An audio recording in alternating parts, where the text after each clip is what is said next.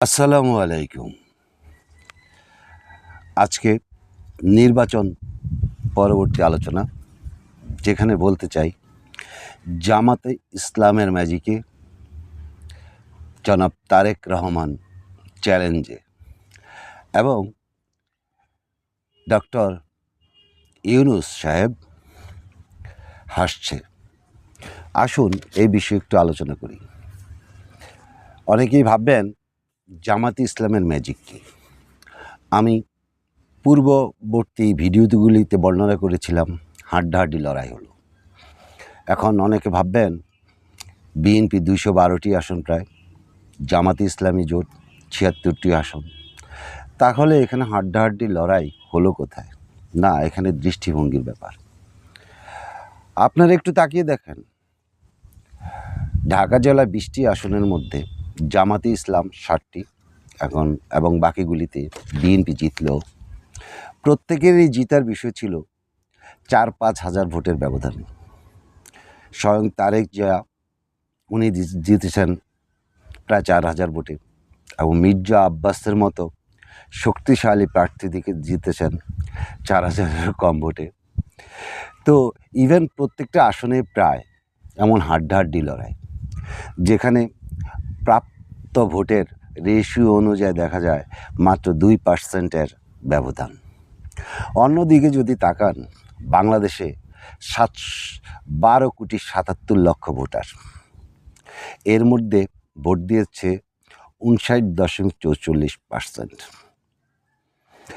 12,77,00,000 ভোটারের মধ্যে যদি ভোটের হিসাবে রেশিও করেন, তাহলে বিএনপি পেয়েছে প্রায় 30%, জামায়াত পেয়েছে প্রায় 24%।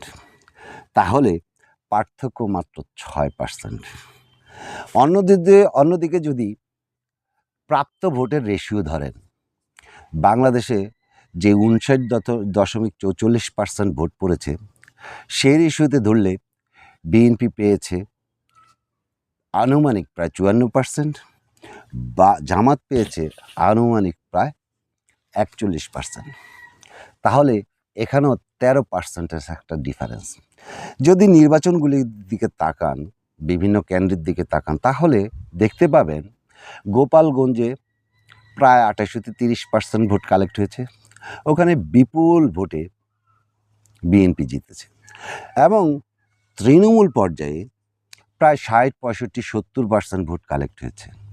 আর ঢাকাতে 30-35% ভোট কালেক্ট হয়েছে।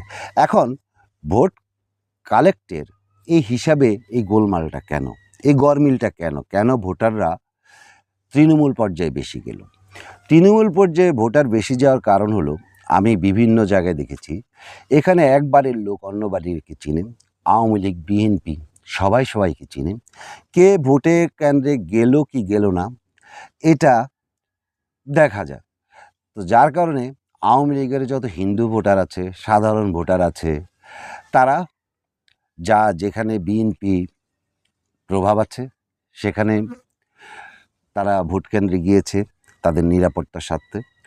এই আলোচনাটা আমি অন্য ইয়েতেও করেছিলাম, আমার পূর্ববর্তী ভিডিওতে কী হবে সে নিয়ে। অন্যদিকে জামাতে ইসলামের ক্ষেত্রেও সেম। তবে তুলনামূলকভাবে যেহেতু বিএনপি বেশি প্রভাবশালী একটি বড় সংগঠন, সেহেতু ভোটের যদি হিসাব করেন, বিএনপির ভাগে আওয়ামী লীগের প্রায় ম্যাক্সিমাম ভোট চলে গেছে। এখন যদি আওয়ামী লীগের ভোট বাদ দেন, তাহলে বিএনপি আর জামাত জোটের ভোটের পার্থক্য কিন্তু আর বেশি রইল না, মাত্র 1%। এখন এই যদি হয় অবস্থা, তাহলে আমি মনে করব ভোটের রাজ্যে জনগণের সমর্থনে পূর্ববর্তী যা আলোচনা করেছিলাম, বিএনপির জনাব তারেক রহমানের জন্য জনসমর্থন পূর্বাবস্থায় ফিরিয়ে আনা একটা চ্যালেঞ্জের ব্যাপার। এছাড়াও যদি দেখেন, বিএনপির প্রায় 25% ভোটার জামায়াতের সমর্থক হয়ে গেছে, যাদেরকে আর ফিরিয়ে আনা সম্ভব নয়।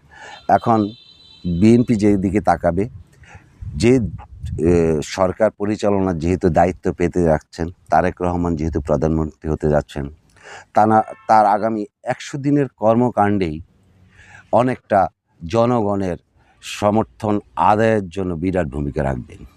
যেমন আগে বিএনপি প্রায় 7-8 হাজার চাঁদাবাজির কারণে বিএনপির কর্মী সমর্থককে বহিষ্কার করেছে। বর্তমানেও যারা এর সাথে জড়িত, বিএনপির যে প্রথমেই এদের উপরে চরমভাবে নিয়ন্ত্রণ নিতে পারে, আমার তো মনে হয় এদেরকে ধরে ডাইরেক্ট জেলখানায় ঢুকিয়ে দেওয়া উচিত।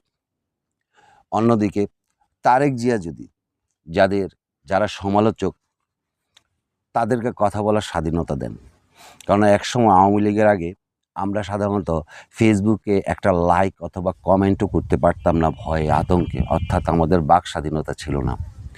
তাই জনাব তারেক রহমান যদি সরকারের সমালোচকদেরকে কথা বলার সুযোগ দেন, বাক স্বাধীনতা নিশ্চিত করেন, তাহলেও তিনি অনেক কিছু দেখতে পারবেন সমাজের চিত্র, যা ওনার রাষ্ট্র পরিচালনার জন্য সহজ হবে।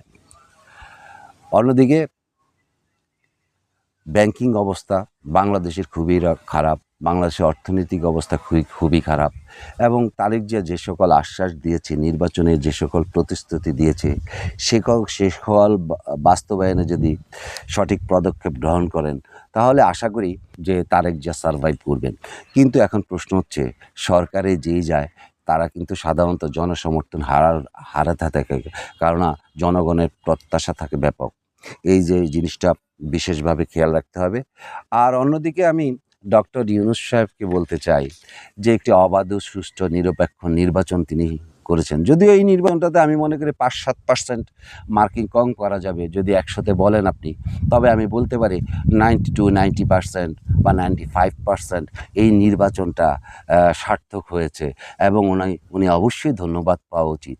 উনি যে অবস্থায় বাংলাদেশে এসেছেন, যেখানে বাংলাদেশ ভঙ্গুর অবস্থায় ছিল, পার্শ্ববর্তী দেশ ভারতের যে কোনো সময় আধিপত্য চরমভাবে বিস্তারের সুযোগ ছিল, এবং বাংলাদেশে প্রায় 10-12টা ব্যাংক প্রায় দেউলিয়া হতে চলেছিল, আইন শৃঙ্খলার চরম অবনতি ছিল, এবং বিভিন্ন রকম আন্দোলন এবং বন্যা, এই সব কিছু উনি ট্যাকেল করে যখন আসলেন এই দেশকে, তখন অবশ্যই বলতে হবে ওনার কারণে আমরা এই ক্রান্তিকলটা অতিক্রম করতে পেরেছি, এবং তাই আমি ওনাকে অবশ্যই ধন্যবাদ জানাতে চাই যে উনি একটা সুন্দর এবং দৃষ্টান্তমূলক নির্বাচন উপহার দেওয়ার জন্য।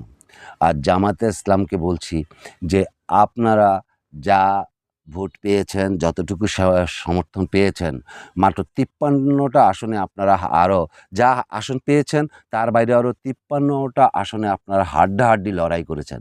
ভাবতে পারবেন, মাত্র 3-4 হাজার 5 হাজার ভোটে সেখানে হেরেছেন। অতএব বুঝতেই হবে আপনাদের সমর্থন আছে। তাই আগামীতে আমরা শক্তিশালী একটা বিরোধী দলের অবস্থান দেখতে চাই। অন্যদিকে তারেক জিয়ার আজকে জানা মতে তিনি ডাক্তার শফিকুর রহমান, জামাতের আমির ডাক্তার শফিকুর রহমানের বাসায় যাবেন, এবং এনসিপির চেয়ারম্যান বা সভাপতি নাহিদ সাহেবের বাসায় যাবেন। এটা একটা অনন্য দৃষ্টান্ত স্থাপন করতে যাচ্ছেন, এবং আমরা প্রতীক্ষায় থাকব এই দেশে একটি আগামী 5 বছর আমরা শান্তি সহকারে জনগণ একটি বসবাসযোগ্য দেশ পাবো, এই প্রত্যাশা করছি। আজকে আর নয়।